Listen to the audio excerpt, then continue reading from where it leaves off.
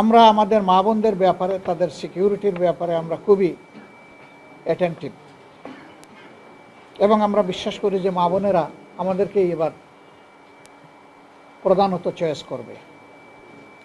এর লক্ষণ আমরা ইতিমধ্যে দেখতে পাচ্ছি।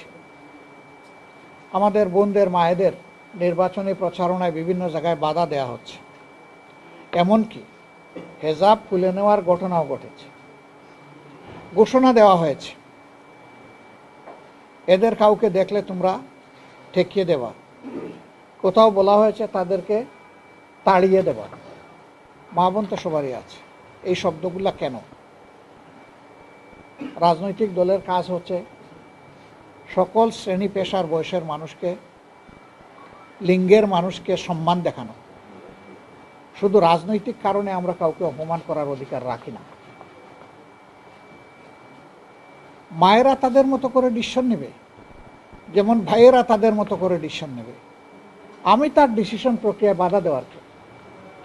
আমার যদি 10 জনকে ক্যাম্পেইন করার অধিকার থাকে, অবশ্যই তিনি মেল না ফিমেল এই কথা বড় কথা না, তারও অধিকার আছে, তিনিও ক্যাম্পেইন করবেন। আমাদের এই মিউচুয়াল রেসপেক্টের জায়গাটা আমাদের রক্ষা করতে হবে।